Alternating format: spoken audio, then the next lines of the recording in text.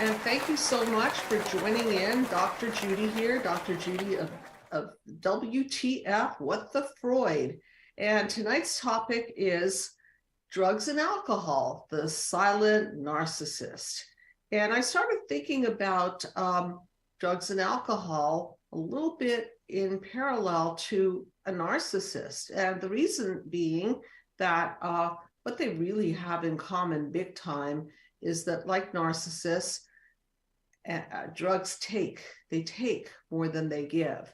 So I want to talk about that and mind map it and relate it back to childhood wounds and how the whole system gone wrong works against the human being and also infects other people around the person who is suffering from using and mostly abusing alcohol. And I hope I get some colors, because I sure like to talk to people as opposed to talking to a camera, which is fine, but I'd rather talk to you, okay? So I want to start by reading some statistics, and I got this online. So the first statistic I want to point out to is that there are over 15 million, there are about 14 million alcoholics in the country. 1/13 of them are adults, and 95,000 of them die every year of alcoholism, some form of. 68,000 of those are men, and the rest are women. And what's really sad about this is that there is also a correlation between narcissism and alcohol and drug abuse, and I want to get into that in a minute. But I want to start by saying that alcohol really steals your mind, body, and soul. And that's what narcissists do. They steal your mind, body, and soul. So as I was thinking about drugs and alcohol, I started relating it to narcissism. And I thought, well, here's the silent narcissist. There are human narcissists, but then there's this silent narcissist that takes more than it gives. And so why are people engaged in this process? Because they're groomed to be vampired. Because in essence, the drug and alcohol system is a vampiring system. And if they were vampired by their parents, then they just continue the process by being vampired by others. And if not, then being vampired by drugs and alcohol. So here are some statistics. Okay, so I'm getting this from a desert recovery oasis group called Nestled. And I'm going to go through some of the symptoms of alcohol use. So here it is: liver disease, respiratory issues, distorted vision, nosebleeds, chest pain, fatigue, hypertension or high blood pressure, tachycardia, meaning irregular heartbeat, stroke, seizure, tremors, dry mouth, insomnia, weight loss, birth defects in children, low birth weight with children, with children in the womb don't mature well with parents who use substances, heart attacks, tooth decay, sexual dysfunction, loss of brain cells. So these are just some of the effects physically of alcohol on the body. So let's do a little bit of mind mapping, and I can be interrupted anytime for a call. So let's go to panel 1 and take a look at childhood wounds and how these childhood wounds really block the light and what it has to do with drug use and alcohol use. So that you could see the light in the background is your healthy self, your best self, your most manifested version of your light. And then the shadows over it represent all of the abuses and neglects. Abuses like physical abuse, sexual abuse, verbal abuse, neglect, controlling, smothering. And of course, we have to bring into the picture parents who model alcoholic and drug abusive behaviors and the impact of that on the child. So when you have that in a family of origin, the parents are setting the bar up for the child to also use and abuse. Now, when the child is wounded and grows up, they start blueprinting off of this wounding period, and the reactions then turn into encodings such as, I'm not good enough, I'm not smart enough, I'm not successful enough, I don't deserve to be loved, and on and on and on. And what that does is, obviously, it lights up the amygdala and the reactions, because it hurts. It hurts to feel that way. So when it hurts to feel that way, what do we like to do? We like to take away the pain, and we numb the pain by all kinds of ways. We numb the pain with overeating or sleeping or shutting down, or we can numb the pain with drugs and alcohol. And when we do so, we're sort of getting into this kind of a what the Freud land, because not only were we abused by our parents, but now, instead of nurturing our wounds and bringing nutrients to our system and healing, we do quite the opposite. We get involved in something that takes us down just as horribly as those original parental wounds took us down. So I want to talk about alcoholism in the family and what that does to a child. And I'll include drug abuse also, because I'm grouping them tonight in similar category.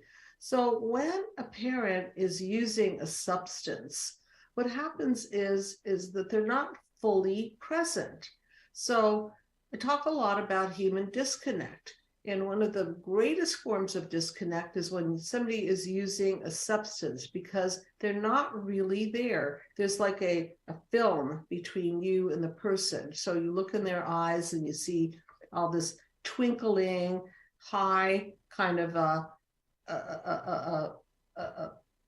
kind of a look in the eyes, but really they're not 100% emotionally present. So what can you do with that? You can laugh, you can play, you can enjoy the high. And then what's missing here is the human connection. Even the fact that alcohol in particular has a smell to it. And that smell, if I get near a dog after I've had a glass of wine, the dog doesn't particularly like the smell. So if you go back to nature, animals know they're going to turn away from this substance because it doesn't feel right to their sense of smell, and certainly isn't going to do well in their body.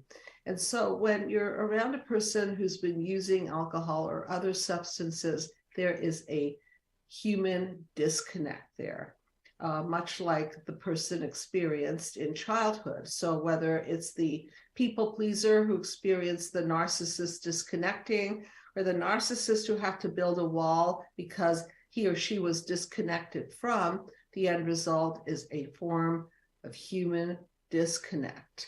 And then this gets the cycle going, because when there's a disconnect, it doesn't really make for a healthy foundation. So if you could look at panel 3 again for a minute, then you can see that panel 3 is a representation of a system of a family. If you look at it as a metaphor, the blue strand being the father, the pink strand being the mother, the bonds along the strand being the connection between the two of them, and then the children who are hanging around the bonds, the ladders, or walking on them, or just sitting on them. They're the ones that are in the system. And if the system is not healthy, look what happens. Okay, so let's go to panel number 4. So what happens to unsustainable systems? They fall apart. And drugs and alcohol build an unsustainable system in so many ways. So let's get into more details about the chaos that alcohol and drugs cause. So we could begin really anywhere, but driving under the influence. So imagine if you're a parent and you're driving with your children and you're putting them in harm's way. Or imagine if you're at home and you're not quite in your right mind and you forget to turn off the stove, and your child goes near the stove and burns him or herself. Imagine if your husband or wife or significant other comes home and there's alcohol on that person's breath, and you could see that they're not quite walking very stably, or they're just not quite right in the way that they're holding themselves. Well, this is not a very inviting picture, and probably you don't want to get close to this person unless you're in the same space as them. So everyone, this is a call-in show, and I want you to call in because this is a really important topic. And the topic relating to narcissism is that drugs and alcohol are takers. So let's get into other areas where they're takers. Okay, they take your money, don't they? How much does it cost to feed a drug habit, or to constantly reload on alcohol, or to buy all the equipment necessary to support the habit? So we're talking about hundreds of thousands of dollars in a person's lifetime, maybe even a college education for a child, or maybe a pension savings plan for somebody, so that in their older years they can have something to rely on. So can you see how alcohol steals your health, steals your concentration, it steals your finances, it steals your connection to human beings? So as far as I'm concerned, it acts like a narcissist, a silent narcissist, because obviously it's not a person, but it's the same system gone wrong. So if there are any calls, I'd love to hear from you. I know there was one comment in the chat room. What was that comment? So, yeah, we did have one before we even started. Said the sad thing is drugs and alcohol make people become narcissists when they're trying to escape their narcissistic parents or partners. It's like a vicious cycle. Okay, that's a good point. So not necessarily do they become narcissists because of alcohol, but in a sense, you're correct, because they're defending against the wound, and then that creates a wall of alcohol, a wall of drugs. And what is narcissism? It's based on a system gone wrong, where the family puts themselves before the child, hurts the child's feelings by emotionally abandoning them, and then the child has to do something with this hole in the soul. And then they find the drugs, they find the alcohol, and then this hole in the soul filler, it acts the same way. It distances the child from life and human beings. And then you're correct, it starts acting like a narcissist because you're no longer connected to other people. So, I was thinking about this, and every week, of course, I think about what should I talk about? And so there's such a prevalence of drugs and alcohol. And lately there have been so many shootings and so much tragedy in the world. It's really, really unfortunate. And we have to think about how much of this is induced by drug-induced psychosis, people who are not in their right mind, people who have tendencies toward, let's say, a violent tendency, but then when they use the drug, it disinhibits them and then they act out. So not only is it a robber of your health, it also endangers other people, because once you have that substance in you, you might turn into a person who has a personality change and beyond irritable, because that's one of the side effects of drugs and alcohol. It can make people very irritable, which is a pathway to more disconnect from human beings. So let's take a look at this hole in the soul business that I talk a lot about. And I'm going to turn to panel number 5. And 5 is a metaphor for defense mechanisms. And the problem is that when we are weakened in our defense mechanisms, then we have to shore up. And our first line of defense mechanisms is supposed to be our parents. So our parents are supposed to defend us. They're supposed to give us psychological nutrients. They're supposed to soothe our amygdala, our emotional brain. They're supposed to attune to us and mirror us. And if they don't, then we're left with this empty, sick feeling of disconnect. And when we have that empty, sick feeling, we don't really want to be with it, because who wants to be with that, right? And so we fill it. And I've talked a lot about how we fill it with sex. I've talked about how we fill it with other people and so on. And so another hole in the soul filler is drugs and alcohol. And it's that vicious cycle. It's that what the Freud, because over and over again, there's distance, and then there's numbing, and then there's human disconnect, and then there are people who get hurt by it, and then the person's body suffers, and then their concentration suffers. And it's just a big reaction to this entire process of using drugs and alcohol.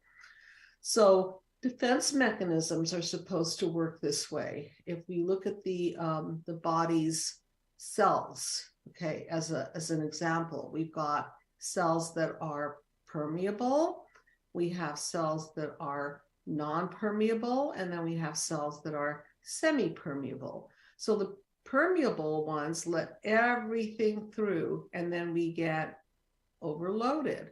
So with alcohol and drugs, it crosses the blood-brain barrier. So it permeates the blood-brain barrier, and then it has all of these chemical effects on the brain and neurotransmitters and so on. Insofar as human relationships are concerned, the permeating effects of the alcohol then start shutting the person down and making them unavailable. And at first they may be very emotionally available. They may be laughing and joking. And of course it lowers your inhibitions. So you might be thinking, well, this is making me more emotionally available, but not in a real authentic sense. Because if you look at the emotional availability, it's not really a connection. It's, I wouldn't even know what to call it. But it's definitely, when you connect with a person, you have a sense of a heart opening feeling. There's a sense of humanity there. There's a sense of feeling into the person. With alcohol, you're not feeling into the person. You're feeling yourself. You're feeling the buzz. So there's the difference. And if somebody is paralleling you and feeling the buzz also, then you can both be enjoying the high and giggling and enjoying each other being high, but it's not really a connection. And I think this is where people don't know what to do to connect. So they use the drugs and alcohol to lower their inhibitions, and then they feel, wow, I'm really connecting with this person. This is amazing. And then when the buzz goes away, when the high goes away, well, I don't know what's left over. Sometimes not so much. And so when you meet that person in a more sober state, you may not have all of that in common as you thought that you did the first night you met. And this is a call-in show, everybody, and I would love to hear from you. I also want to talk a little bit about my book, Be the Cause, Healing Human Disconnect, because that is definitely available in PDF form, and it is free. You can just go to my website, psychologicalhealingcenter.com, and request a PDF copy of it. You could also buy it online and go to amazon.com and pick it up. And in the book, you will find the entire mind map process really mapped out. So you'll be able to see how your childhood wounds made you react, and then what you made these reactions to mean about yourself, your trigger points, and then how you defend in life and keep other people away or let too many people in, which would be the permeable membrane, and not vet people, and then eventually break down.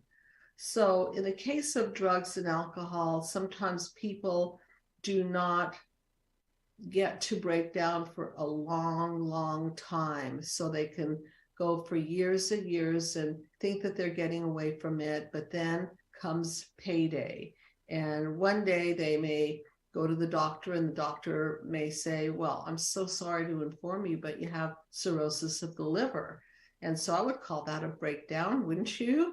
So now what? Okay, so now they have a choice. They can continue to drink and continue to degenerate their liver, or they have to make a radical decision and go through withdrawal of the drugs and alcohol, which is not a very pleasant thing. And then at the end of that road, they have to now live clean and sober, which is then involving a support system, an AA, and Narcotics Anonymous, and so on. And so it actually leads to a very, very involved pathway to sobriety, which fortunately there are so many meetings out there and there's so much support. And so people can avail themselves of that if necessary. And if you are addicted to drugs, if you are trying to withdraw from alcohol in particular, it's very dangerous if you're at a point where you're experiencing delirium tremors, because that kind of a reaction could be very, very dangerous and deadly. So don't do it yourself is what I'm saying. And find a clinic, find a rehab house where you can have support and you can have all of the medical advantages on your side, because the pathway out could be very hellish. And then the recovery can also be really, really difficult. So can you see how this takes from you? It takes your money. And then, of course, rehab is very expensive. And then the doctor's visits, and then the effects on your work, because now you can't necessarily work at your full capacity because you're not feeling well. And so the drain on the person just goes on and on and on. And if there's anybody out there that wants to share how alcohol or drugs acted like a taker, like a narcissist, like an energy vampire, please do call in. I would like to hear your story. And in the meantime, you know that you can also avail yourself of my mind map video series and learn the mind map. If you don't like to read, you can watch the videos and download it. And then I will go through all the panels and talk about how they're connected and how it is that you can create for yourself a pathway out of this, which I've created for you. And then you can learn it so that you don't have to be trapped in what I call the double dungeon of darkness. So let's go back to alcoholic parents and how the inception of the problem starts with the parents, as you know. So if you have alcoholic parents, then the basic wound that is so painful is the wound of being ignored. Because again, when your parents are not quite there, when they are self-absorbed in using substances, they're not quite there. And then this sends a powerful message to the children in the family that they are perhaps not important enough or perhaps not lovable. And children tend to interpret everything through the lens of me. What's wrong with me? Why doesn't mom or dad pay attention to me? How come they're busy with drinking? How come they smell so bad?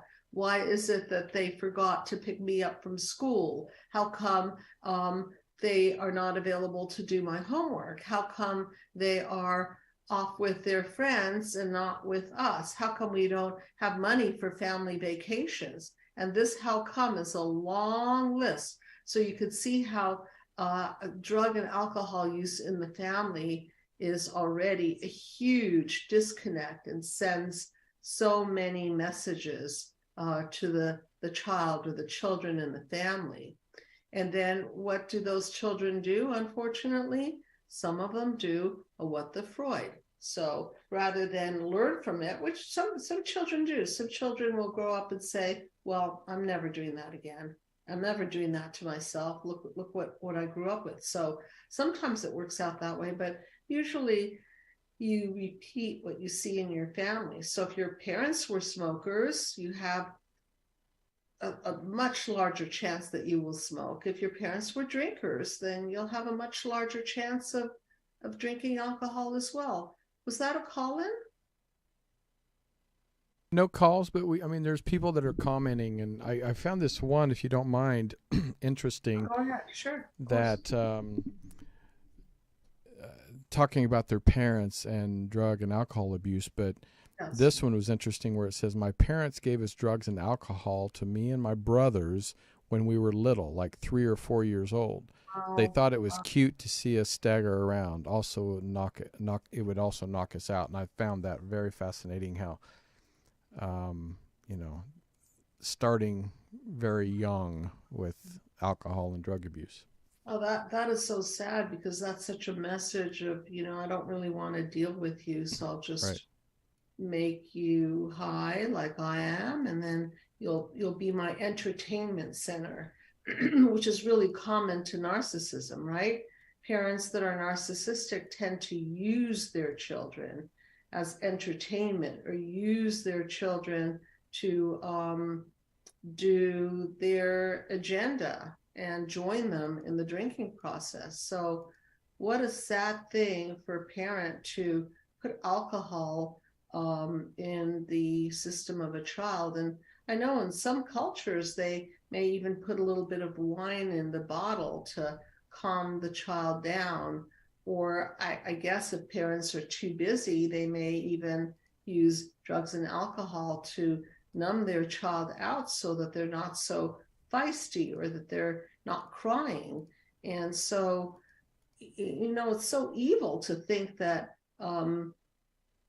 parents would consider that as an option for calming their child down, because again, you're grooming that child to go toward the substance, because what the child should be doing really is go to the parents for soothing, or go for the breast milk at an early age to calm down and get their nutrients, not go not be subjected to ingesting alcohol so that they can calm down. So can you see the selfishness of the parents?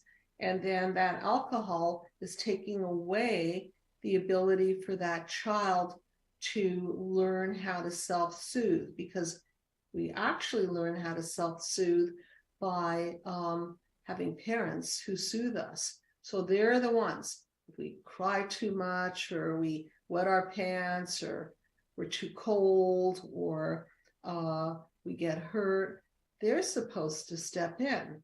And so when we teach our children to have the drugs or alcohol step in to soothe us, or to dial down our crying, or to make us disappear into the woodwork so that we're not a bother to them, that's a powerful interference with emotional development. So one of the things about narcissism that I talk about is arrested development. So you could see when a child develops doesn't develop because parents are selfish, you could see that they don't quite get to the point where they're mature. And why is that? Because they're not really going through the stages of development properly. So the first stage is the stage of healthy dependency. The child has to have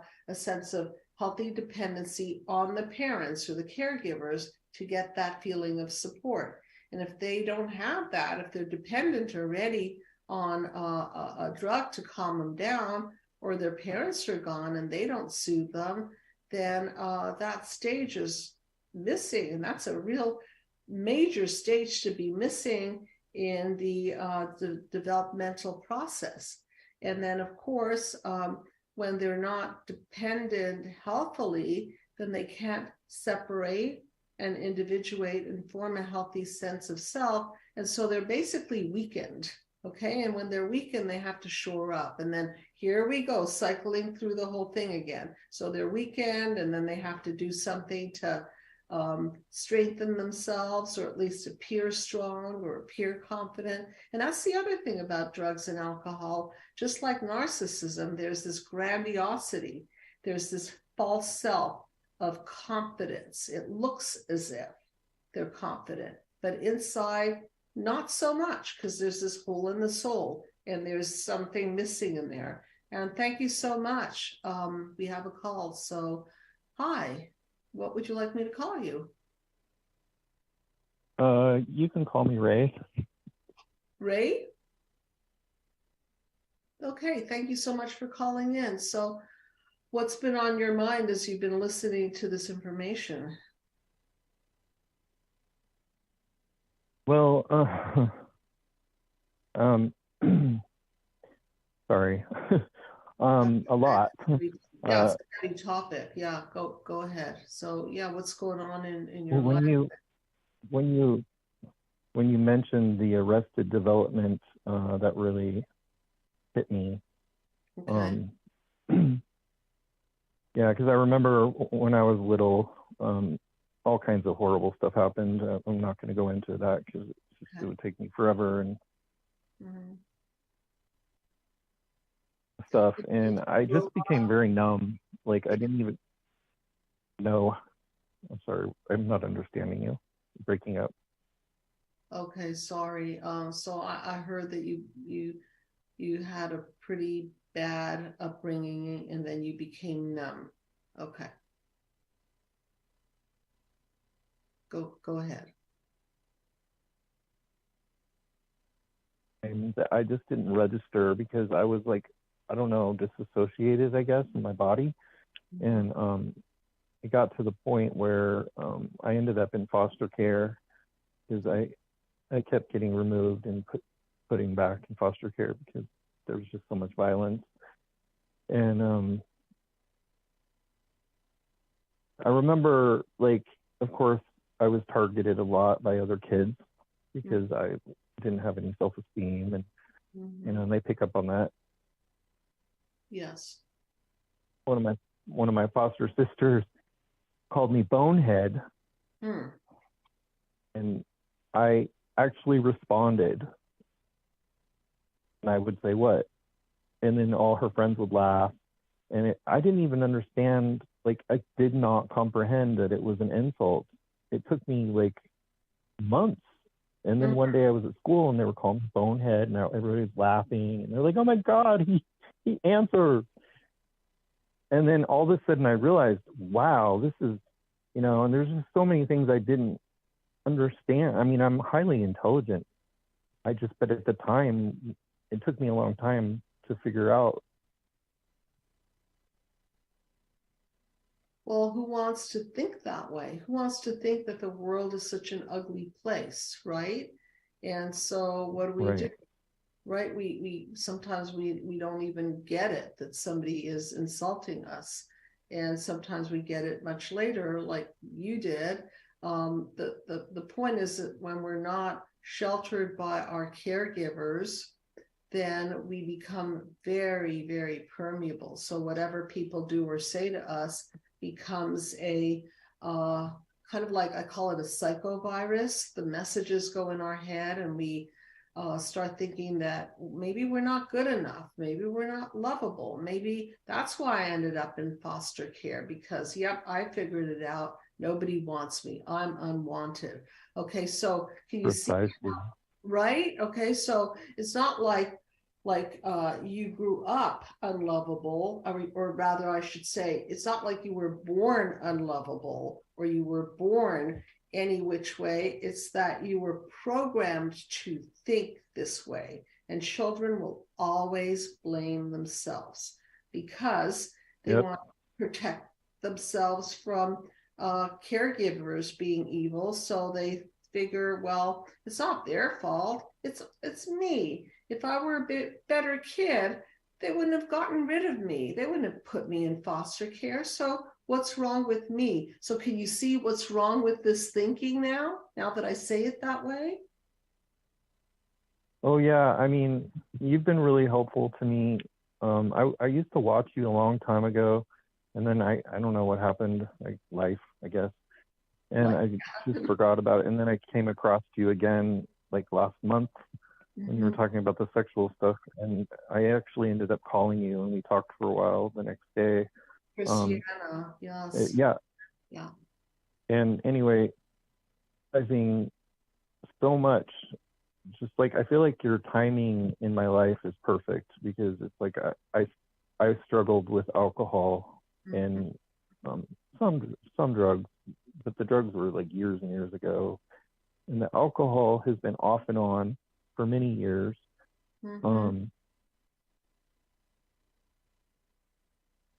So where are you at today? What's your life like?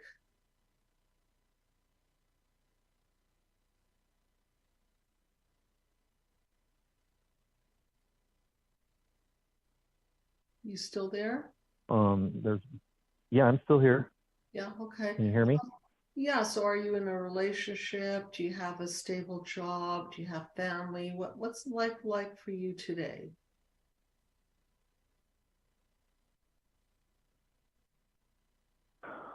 It's kind of hard to answer that, because it's, in some ways my life is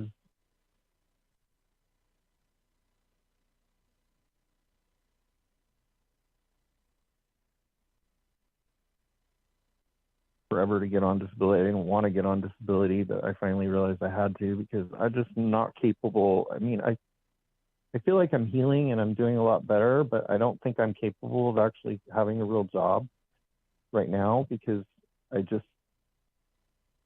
have a lot of stuff that comes up, especially if there's any type of conflict or on me, I start to, and then I can't function, and then it just gets really bad, and I end up getting sick. And yeah, okay. So the disability is sort of like what you've been looking for, as a form of leaning on something, somebody, okay? And you didn't have that. So if you need to lean on something right now, just use it to get strong, okay? So if you get the disability, or you have the disability, use it to just find a point within yourself where you can calm down and get consistent, and then you can add a couple of things here and there, because that's what you were lacking. You were lacking that support system, and so it's no wonder that you feel like you're not stable, or you feel like you're alone, or you feel like you're vulnerable, or you get sick easily, or your emotions overwhelm you. Remember what I was saying earlier, that it's the parents' job, okay, early in childhood, to regulate you and to mirror you and to be your backbone. You didn't have that. And not only did you not have that, but foster care to foster care, you didn't get that from, it sounds like you didn't get that from anybody. So it's a miracle that we're even talking and that you survived this. Yeah, I remember feeling, I literally have this memory. I hadn't thought about it in a really long time, but I remember at one point, after going to multiple foster homes, and then I also had to go to a bunch of shelter homes between foster homes, and I can't even tell you how many. There's a lot, like probably over 20. Wow. And swear to God, I remember one day I just started crying so hard, and I was put into this program for emotionally disturbed children, and one of the counselors saw me crying, and they were like, "What's wrong with you?" And I said, "Nobody loves me. I'm like a piece of garbage." And I remember really feeling that. And sorry. That's okay. You know what? If you call me, I'm going to do something for you. Okay. I want to gift you the mind map video series. Okay. Because I think you can use it. So just call me. You cut out. I'm going to definitely, it's a download. So you'll get a login, and it's my present to you. Okay. I feel like it's the least I can do right now for everything you've been through. And again, I'm reminding you, it's not your fault, because those are the things that every human being deserves. It's sort of like the right of everyone to have stable home and caretakers that care, and emotionally regulated family members that make you feel that you can go a little out of control, but then they'll be there to soothe you. You didn't have any of that. So it'll be my pleasure to put you on that pathway, and just listen to it and take it step by step. And then with the disability that you're on, stabilize yourself, find yourself people that can be of support to you, because now you're an adult. You can go to meetings, you can meet other people who are also kind and loving and on a pathway to healing. And, remarkably, I've always felt that everything horrible that happened to me, somehow it was a great learning lesson. And it's only now that I can say, thank you that this happened, and thank you that that happened. I'm so glad that that person tripped me up, and this person, because I've learned a heck of a lot, and I'm sure you have too. So I know that you represent a lot of people who are in this place. And if you could just think of yourself as having gone through this experience, and when you're ready, you can log it in a journal, or you could start writing about it, or you could start putting a group together. You never know what's going to come out of all your pain. You just don't know. Well, okay. It's funny that you say that, because I've always felt since I was little that I'm here for a reason, and that I'm here to help people, and I'm here to help wake the planet up. Yes. And I kind of almost feel like all this stuff happened to me because I had to go through it so I could relate to the people that are going through it. Yes. And there's been periods in my life where I was really strong and I was doing really well, but then I would always end up back eventually to the pain and the suffering. And I kept attracting, as an adult, I've attracted, I don't know how many hundreds of narcissists in my life. It's just crazy. Like, not just your membrane's so permeable, right? Because you've been so abused and neglected, of course. Yeah. And then that's when the alcohol would start to come back into my life. Right. Because it would always be because some kind of a narcissist would come into my life. And I hate saying this. It feels really scary to say out loud. But I have to say, when I was really in the throes of the alcohol, I was kind of narcissistic myself. Yeah, because it numbs you out, right? So then you start caring.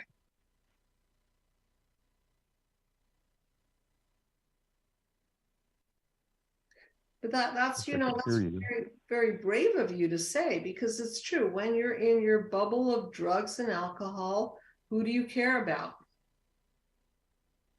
Right.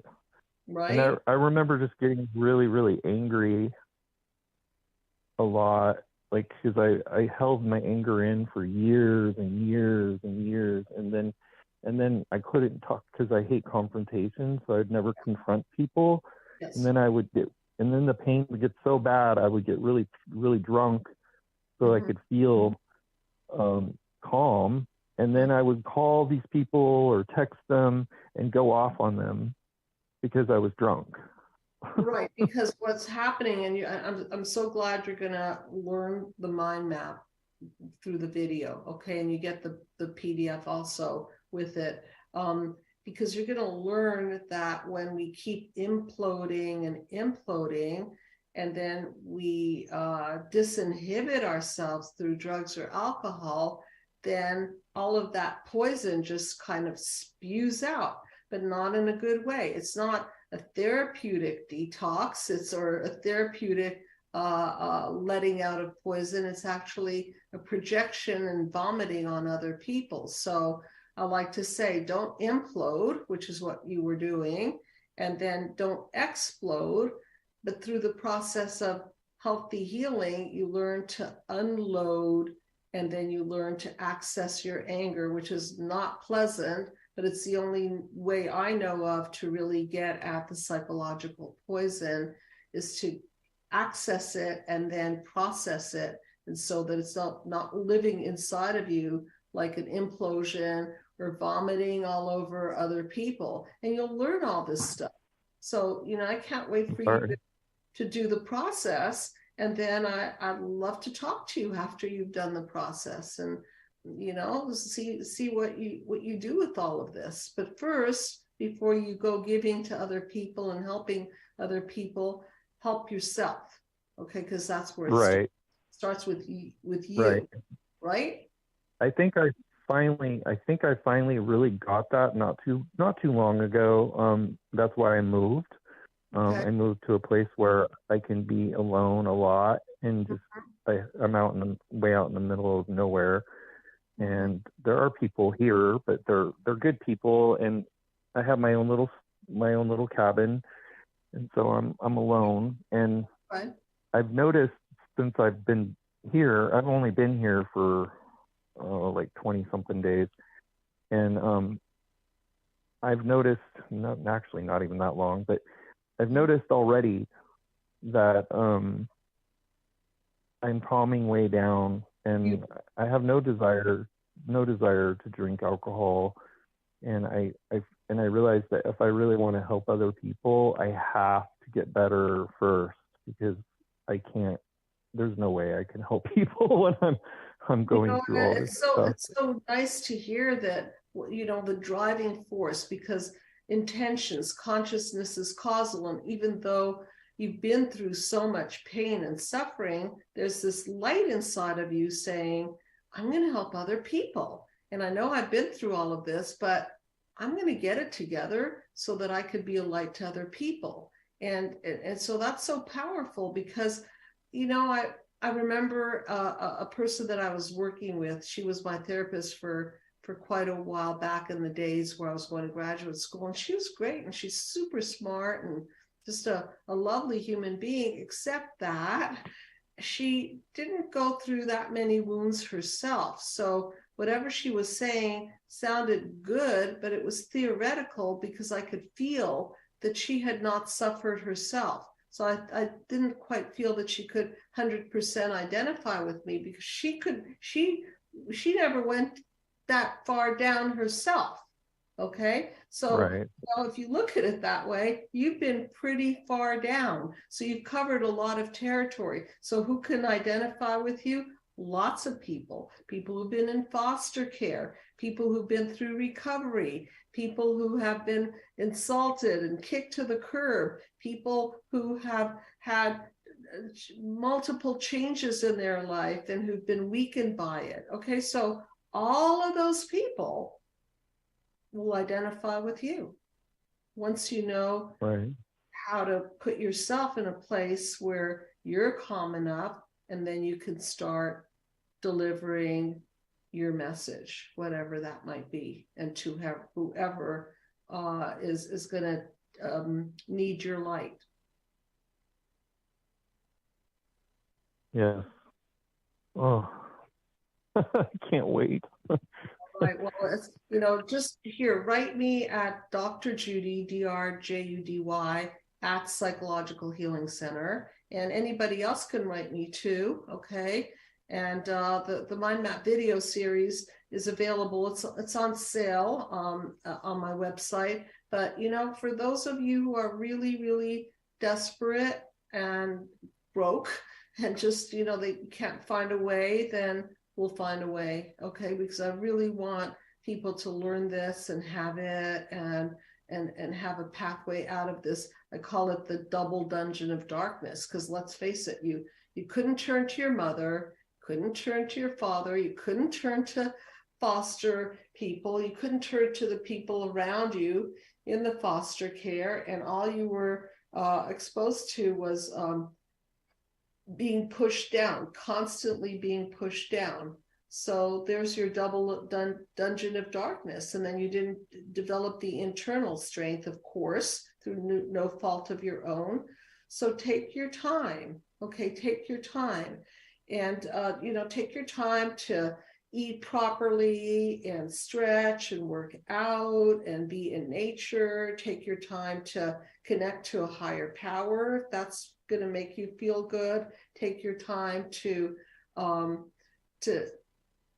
give even a smile to another person, or even a word of encouragement to another person. All of these things are small but so important, because what we're suffering from today is human disconnect. And that's why I wrote a book called Healing Human Disconnect, because we're so disconnected. We've got cell phones, we've got drugs and alcohol, we've got social media, we've got everything. But how many people are just sitting there having a nice little chat, or person to person giving each other a big hug?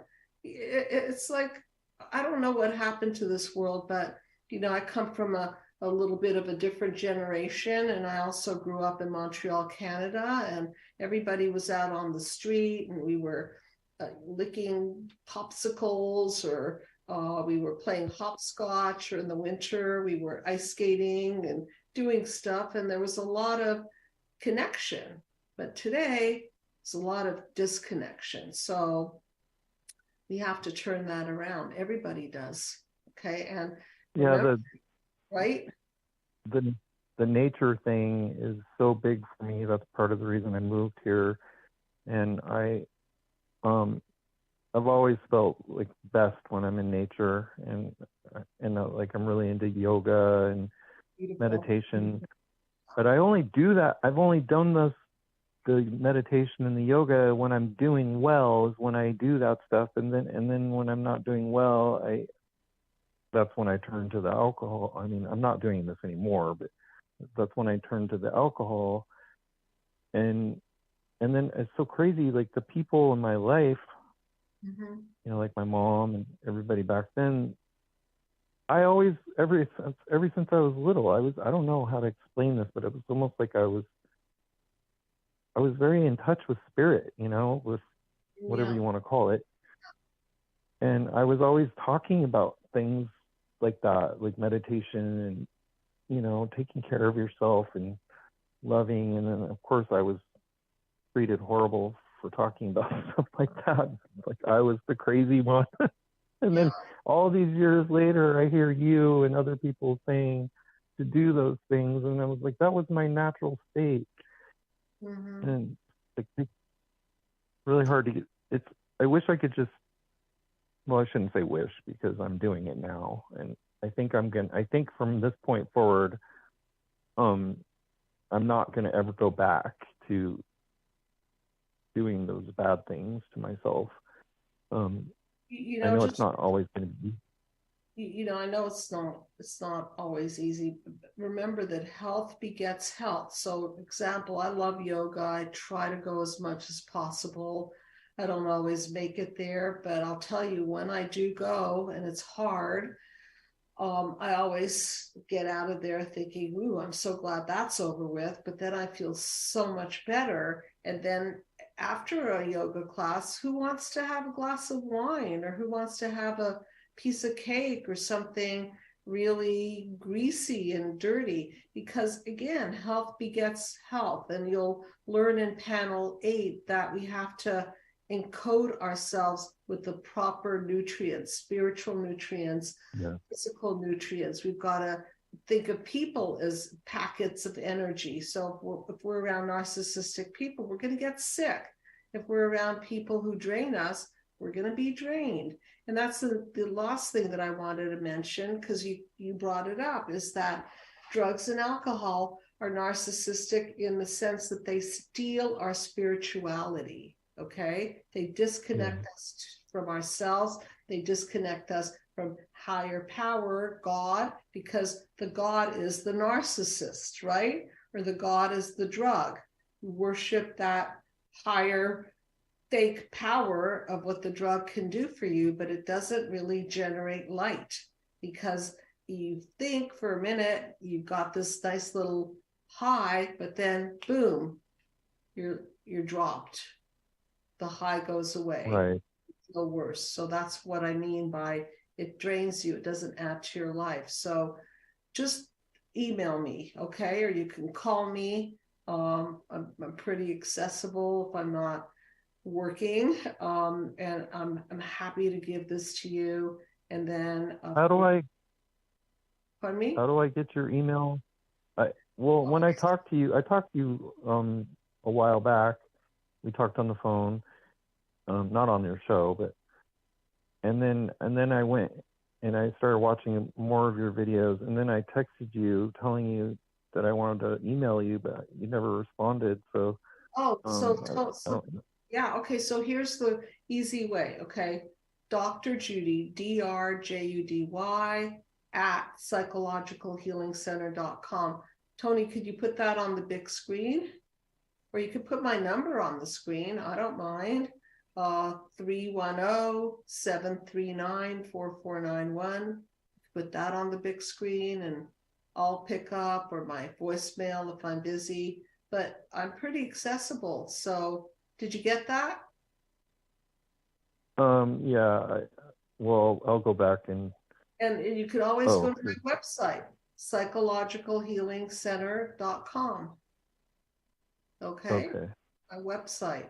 Oh, okay. So it's Dr. Judy at psychologicalhealingcenter.com. Okay. Right. And it's DRJUDY at psychologicalhealingcenter. Yeah, because some of the stuff I wanted to send you, I wanted it to go to you directly, not someone else. That's the way. So, okay. That would be the way. Okay. And your name is Ray, correct?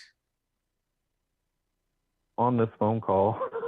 Okay, good. Okay, so just remind me, okay? And, I always ask because I don't want to put people on the spot. So on this phone call, then remind me that you use that name so I know it's you. And we'll be in touch. Okay, so thank you so much for calling in. And now you will know a path. You'll have a pathway. So just follow the yellow brick road. Okay, and I'll give you the yellow brick road. Good? Thank you so much, Judy. Okay, you're so welcome. It's been a pleasure talking to you. And thank you so much for sharing, because I know that there are a lot of people listening and they're identifying and hopefully learning something through this conversation. So thank you so much, everyone. And I'll see you next time. Good night, everyone.